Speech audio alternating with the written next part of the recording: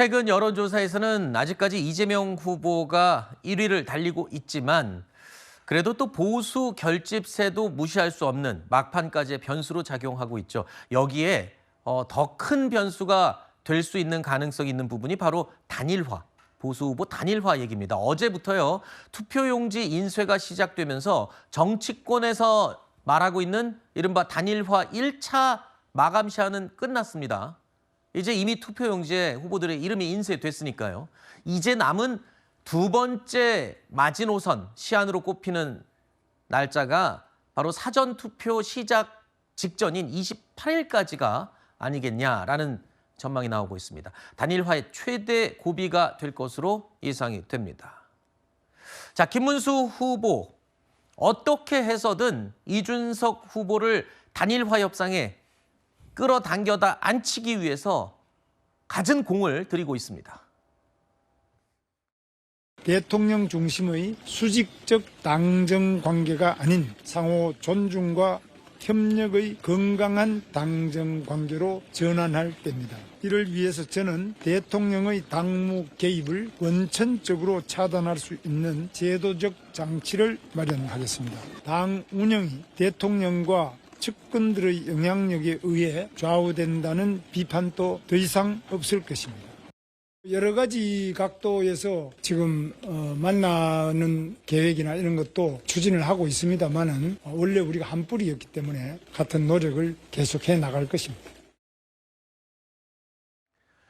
김문수 후보가 얼마 전에 이 40대 총리론을 꺼내들었죠. 이게 바로 이준석 후보를 겨냥한 것이다라고 해석들이 많이 나왔는데 그에 이어서 이제 당무 개입 불가론까지 꺼내들었습니다. 당 대표에서 쫓겨나듯이 물러났던 이준석 후보를 겨냥한 게 아니냐, 이준석 후보를 불러들이기 위한 러브콜을 보내는 게 아니냐 이런 해석이 나오고 있는데요. 김문수 후보는 일단 던질 수 있는 카드는 다 던지는 것 같습니다.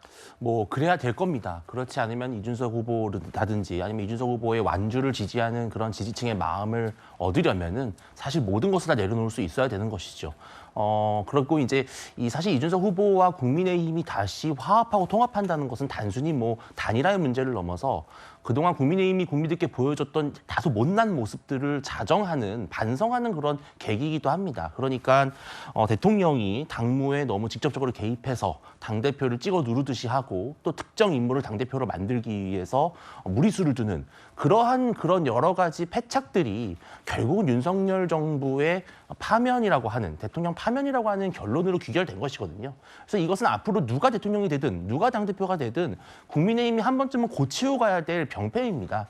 그런 점에서 이번 대선이 좋은 계기가 될 수 있는 것이 이준석 후보와의 단일화가 성공적으로 이루어지고 정말 당의 혁신과 세대 교체를 이준석 후보에 일임한다면 이렇게까지 할 수 있는 것은 아마 대선이라고 하는 빅 이벤트가 있기 때문에 가능할 것이다. 네. 좋은 모멘텀이 전 될 거라고 생각합니다.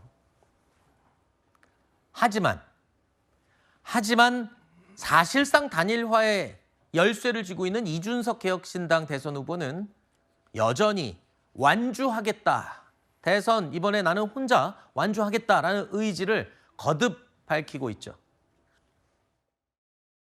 지금 부정선거에 대해서 의견이 비슷했던 세 후보, 황교안, 그리고 김문수, 그리고 이재명 후보는 단일화를 해도 좋다. 저는 그 외에 나머지 단일화에는 전혀 관심이 없습니다. 계속 단일화 프레임 같은 걸로 정치 혼탁하게 하지 말고 이 판에서 빠져주십시오. 국민의힘은 자꾸 이재명 후보가 수세에 몰릴 때마다 단일화 담론으로 이재명을 돕고 있습니다. 국민의힘이 마이크 끄는 것부터 이재명 후보의 몰락은 가속화될 겁니다. 국민의힘 입장에서는 이제 남은 시간이 거의 없습니다. 자, 이런 상황에서 이준석 후보와 개인적으로 매우 가까운 사이로 알려진 김용태 국민의힘 비대위원장, 같은 또 젊은 세대의 대표적인 인물로 꼽히죠. 오늘 이준석 후보의 개혁신당을 향해서 이런 제안을 했습니다. 이준석 후보가 단일화를 고려하지 않는다고 밝힌 점도 충분히 존중합니다. 하지만 양당이 이루고자 하는 목표와 사명이 같다면 무조건 반대 입장은 아닐 거라고 믿습니다. 이에 개혁신당이 단일화의 전제 조건을 제시해 주시기를 제안드립니다. 단일화를 위해 할 수 있는 모든 노력을 다하겠습니다. 또 한 가지 더 분명히 말씀드립니다. 2030 세대를 위한 개혁신당의 정책, 진심으로 수용할 준비가 되어 있습니다.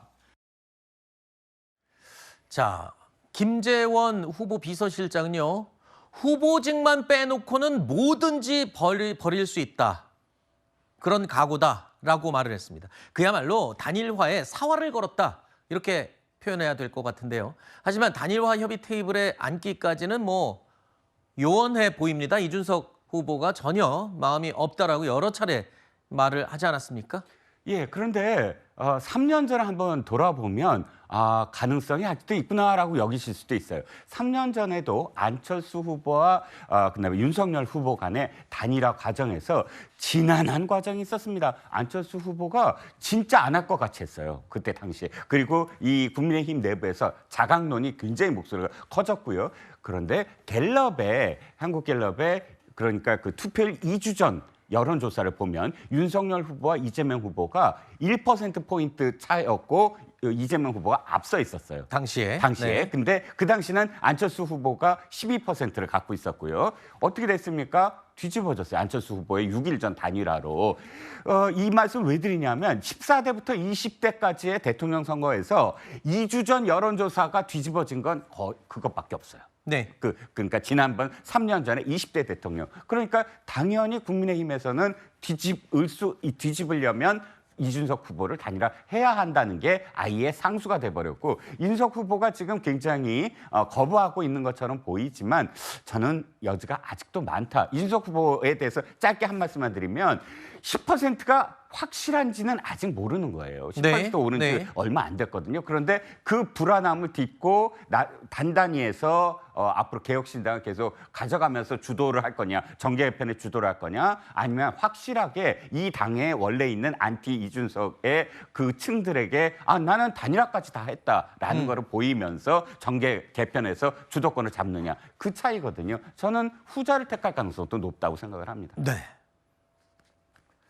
의견은 많이 다양하게 있습니다만 많은 이 사람들이 단일화는 이제 힘이 많이 빠진 게 아니냐 이런 분석들을 또 내놓고 있는 상황이죠. 그런 상황에서 또 단일화의 불씨는 여전히 남아있다라고 이렇게 설명을 하고 예측하는 사람도 적지 않습니다. 국민의힘의 이 단일화 총력전 양상에 이재명 더불어민주당 대선 후보가 또 직접 이 부분을 언급하면서 견제구를 날렸습니다. 내란 단일화를 할 거라고 예측합니다. 더군다나 큰 미끼도 있는 것 같아요. 당권을 준다든지 이길 경우에 총리 뭐 이런 얘기들도 있었다는 설도 있어요. 저도 가능성이 있다고 생각합니다. 그런 걸로 보면 이해관계가 맞아떨어지고 또 여러 가지 측면들을 보면 색깔이 거의 비슷해요. 그리고 우리는 당연히 단일화 될 것에 대비하고 있습니다. 그게 얼마나 시너지가 있는지 모르겠지만 정치적 이해관계를 따져보면 단일화하는 게 그 두 쌍방에 모두 도움되는 것이어서 단일화할 가능성은 매우 높다, 거의 확실하다. 저는 그렇게 생각합니다. 들으신 것처럼 이재명 후보는 오히려 김문수, 이준석 후보의 단일화를 확신한다까지 얘기를 하면서 그러면서 또 한편으로는 내란 세력의 연합 단일화다라고 규정을 했습니다. 그러면서 영향력도 평가절하하고 나섰습니다. 자, 그만큼 이재명 후보 입장에서는 보수 단일화가 가져올 변수, 파급력을 신경 안 쓸래야 안 쓸 수가 없는 것 같아요. 저렇게 먼저 언급하고 나서는 걸 보면요. 맞습니다. 사실상 단일화라고 명칭은 합니다만 이준석 후보한테 후보 사퇴하라는 거 아닙니까? 그러면 그 반대급부로 지금 이준석 캠프에서 뭐라고 나오고 있습니까?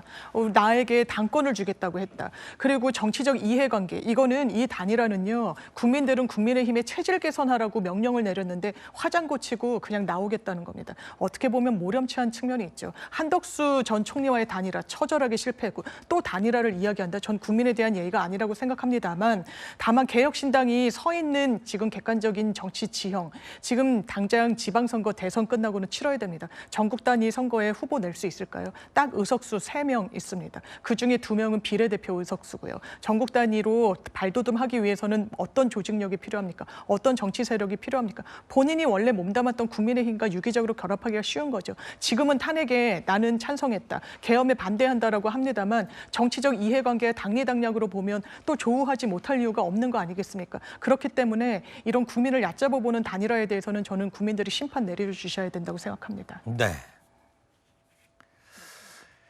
그런데요, 이 와중에 원팀 구성이 정말 아쉬운 국민의힘 입장에서 홍준표 전 대구시장이 이런 말을 했습니다. 자, 이준석 후보를 향한 투표는 사표가 아니라 미래에 대한 투자다라는 글을 올린 겁니다. 정치권에서 파장이 일고 있습니다. 홍준표 전 시장께서 시점을 멀리 미래를 보면은 투자일 수 있고 현재 시점을 보면은 그게 또 어떤 결과를 가져오겠느냐 저보다 더 잘 아실 것으로 봅니다.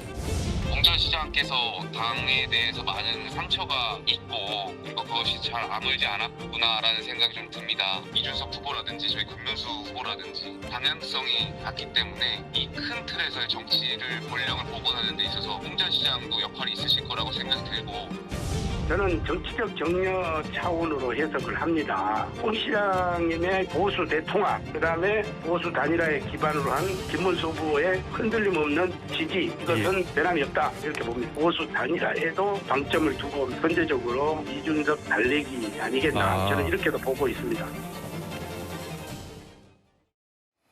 액면 그대로 보면은 이준석 후보를 적극 지지하는 거로 읽히는데 국민의힘 내부에서는 또 다양하게 또 애써 해석을 내놓고 있습니다. 대선이 이제 8일 앞으로 다가왔지만 국민의힘은 여전히 당내 통합, 원팀 구성에는 좀 어려움을 겪는 게 아니냐 이런 분석도 나오고 있는데요. 단일화에 사활을 걸고 있는 국민의힘에서는 이 성토의 목소리마저 나오고 있는 상황입니다.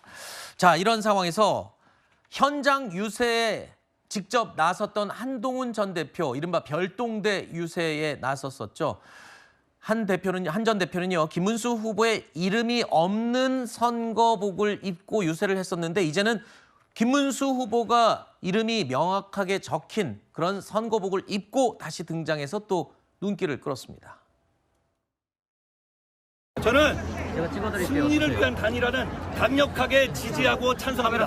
다만 당권 역바꿔 먹는 음험한 정치 공작에는 반대합니다. 윤석열 대통령 후보와 절연하고 부정선거 음모론과 극우 유튜버들과 절연하는 것을 말씀드리고 있는데 상식적인 메시지 없이 단일화는 쉽지 않을 겁니다. 시너지도 없을 겁니다.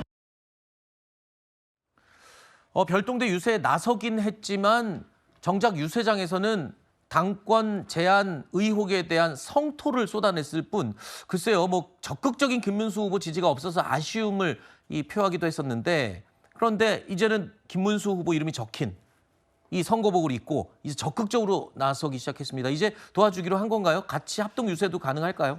그러니까 한동훈 후보 입장에서는 김문수 후보를 연호하고 김문수란 이름이 적힌 옷을 입고 그리고 김문수 후보의 손을 잡고 유세를 하지 않으면 결국은 당원과 지지층의 실망이 더욱더 축적이 될 겁니다. 이것은 나중에 한동훈 후보가 지금 현재 사실상은 노리고 있는 당권 투쟁에 있어서도 불리한 지형일 텐데요. 네.